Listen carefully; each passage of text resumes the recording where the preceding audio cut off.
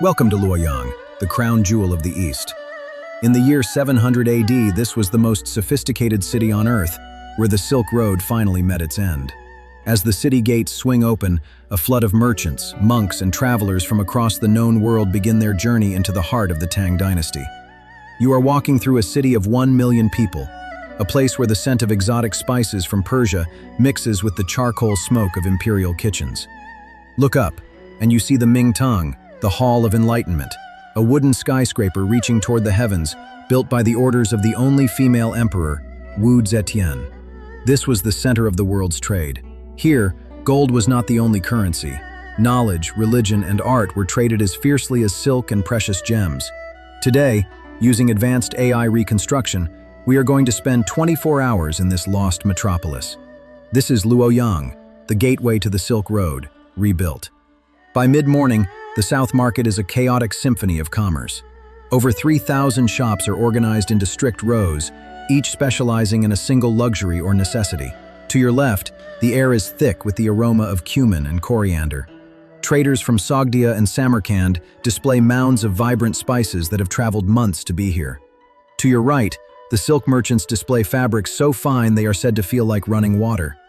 These are the treasures that fueled the world's most famous trade route. High-ranking officials pass through the crowds on horseback, their servants clearing a path through the sea of commoners, laborers, and foreign envoys seeking an imperial audience. The sounds are deafening, the rhythmic clanging of blacksmiths, the shouting of price negotiators, and the braying of camels weary from their trek across the Gobi Desert. In this district, you could hear 40 different languages spoken in a single afternoon. Luoyang was the true melting pot of the medieval world, where borders simply vanished. As the sun reaches its zenith, we approach the northern horizon of the city, dominated by the forbidden city of Luoyang, the home of the divine emperor. The Tianjin Bridge spans the Luo River, a massive stone engineering marvel where thousands of citizens gather to watch the imperial barges pass beneath its arches. Guarding the entrance are the imperial guards, dressed in polished lamellar armor that gleams like dragon scales. They stand motionless, symbols of the emperor's absolute authority. Beyond the gates lies the Mingtang, the Hall of Enlightenment.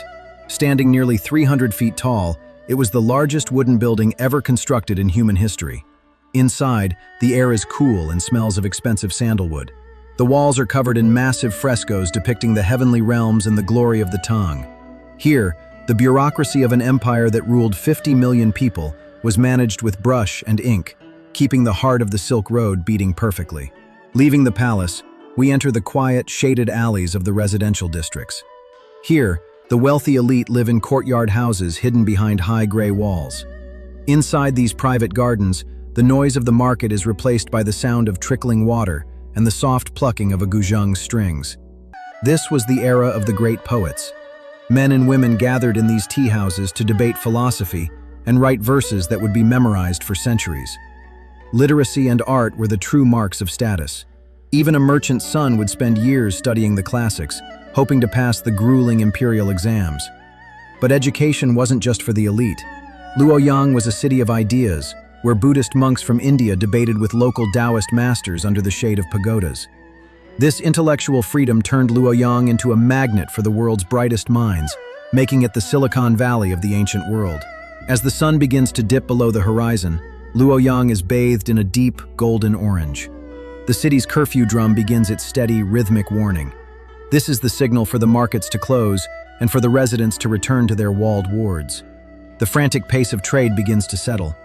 On the Luo River, the reflection of the setting sun turns the water into a sheet of liquid gold, while the last of the cargo boats dock. Thousands of paper lanterns are lit simultaneously across the city, flickering to life like a carpet of fallen stars against the deepening blue of twilight. For the elite and the foreign travelers, the day is far from over. The entertainment districts near the river are just beginning to wake up. Inside, the atmosphere is electric. Wine from the western regions is poured into silver cups, and dancers from Central Asia perform under the glow of oil lamps. While the upper classes feast, the night watchmen begin their rounds. They carry lanterns and wooden clappers, ensuring the city remains peaceful under the moon's watch. The great gates of the palace are now locked tight. Behind these walls, the emperor's court continues to plot the future of the dynasty in total silence. In the temple districts, the scent of burning incense lingers in the cool night air. Monks chant their evening prayers, their voices echoing through the empty courtyards. Luoyang at night is a city of secrets. In the dark corners of the Silk Road's hub, deals are made and messages are whispered that shape history. The stars above Luoyang are the same stars that guided the camel caravans across the deserts and the ships across the vast, lonely oceans. As the city sleeps, it prepares to do it all again. The heartbeat of the Silk Road never truly stops. It only breathes in the silence. Luoyang wasn't just beautiful, it was a masterpiece of urban planning. A complex network of canals cut through the city, serving as its primary veins of transport. These waterways connected the city directly to the Grand Canal, allowing grain from the south to feed a population that had outgrown its local resources. Beneath the streets, a sophisticated drainage system made of ceramic pipes carried wastewater away, a level of sanitation that wouldn't be seen again for centuries. To protect against the frequent flooding of the Luo River, the city engineers designed massive stone embankments that acted as both a shield and a scenic promenade. The city's grain silos, like the Hanjia granary, were so well designed that modern archaeologists found seeds inside that were still preserved after 1,300 years. This infrastructure was the invisible backbone of the Tang Dynasty, ensuring that even in times of war or famine, Luoyang remained the eternal capital. No discussion of Luoyang is complete without the woman who reshaped its skyline, Zetian, the first and only female emperor of China. She moved the capital from Chang'an to Luoyang, declaring it the divine capital, and ordering the construction of the most ambitious buildings the world had ever seen. The Mingtang, or the Hall of Enlightenment, was her centerpiece. It was topped with a massive golden phoenix that could be seen from miles outside the city. This building was more than a palace. It was a cosmic clock, designed to align the emperor's rule with the movements of the heavens above. Within these walls, Zetian broke the traditions of centuries, promoting officials based on merit and talent rather than noble birth or family connection. Her reign turned Luoyang into a beacon of progress, proving that the strength of an empire lay in its ability to adapt and innovate. But no empire stays in the sun forever. The very wealth that made Luoyang the envy of the world eventually made it a target for rebellion and internal strife. In the mid-8th century, the An Lushan rebellion tore through the heart of the Tang Dynasty, bringing fire and destruction to the streets of the divine capital. The grand markets that once echoed with 40 languages fell silent, and the majestic Mingtang, the symbol of Zetian's power, was eventually lost to the elements. As the central authority weakened, the Silk Road shifted. The once bustling trade routes grew dangerous, and the flow of exotic goods to Luoyang began to dry up. For centuries, the ruins of the divine capital were buried beneath layers of silt from the Luo River, waiting for a future generation to rediscover its glory. The physical city faded, but the ideas it birthed, the poetry, the philosophy, and the administrative systems, became the bedrock of Chinese civilization for 1,000 years. Yet, even in its decline, the spiritual and natural beauty of the region remained. Just south of the city, the Yi River flows between two limestone cliffs. This is Longmen, the Dragon's Gate, where the Tang Dynasty carved its faith into the very bones of the earth. Over 100,000 statues of Buddha were carved here, ranging from a few inches tall to the massive, breathtaking Vairocana Buddha. It is said that the face of the great Buddha was modeled after Empress Zetian herself, a permanent stone reminder of her divine right to rule. Pilgrims from as far as India and Japan would travel for years just to stand in these shadows, offering incense and prayers for safe passage on the Silk Road. The caves were once painted in vibrant blues, reds, and golds. Using AI, we can restore the vivid colors that would have greeted a traveler 1,300 years ago. Even today, the silence of the grottos is heavy with the history of 1,000,000 prayers, a spiritual anchor for the bustling commercial city just a few miles away. If the Buddha was the spirit of Luoyang, the peony was its heart. Known as the King of Flowers, it became the ultimate symbol of Tang wealth and beauty.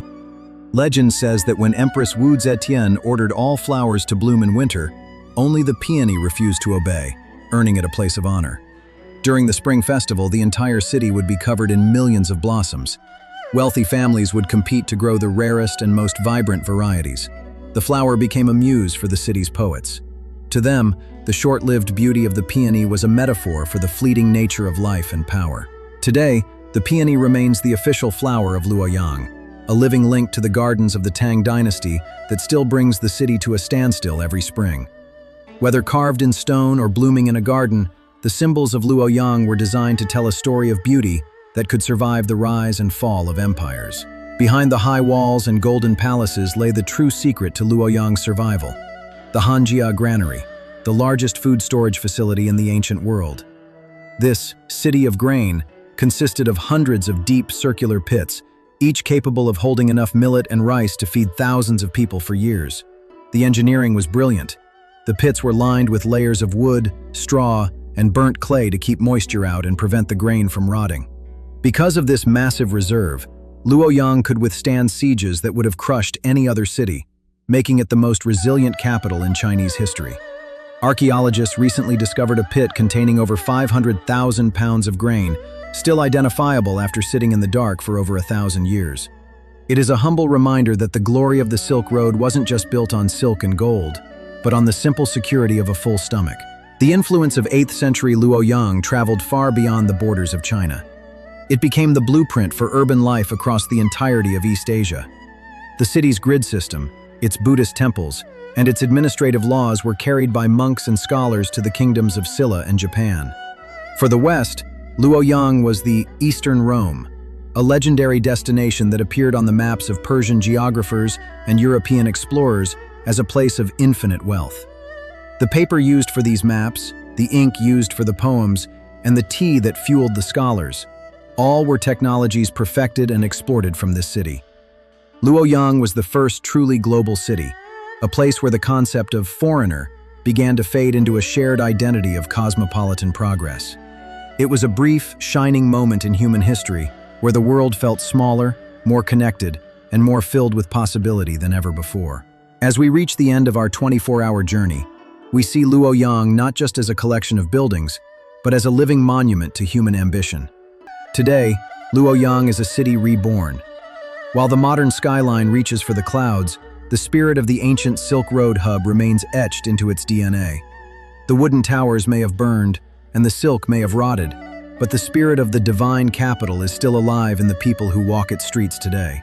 History AI Rebuilt is dedicated to uncovering these lost worlds, using technology to bridge the gap between our modern lives and our ancient ancestors. Because when we understand how they lived, how they worked, and how they dreamed, we understand more about where we are going as a species. Luoyang was a gateway to the world. Today, it remains a gateway to our past. Thank you for walking these ancient streets with us. If you enjoyed this reconstruction, subscribe to History AI Rebuilt. Join us as we continue to bring the lost wonders of our world back to life.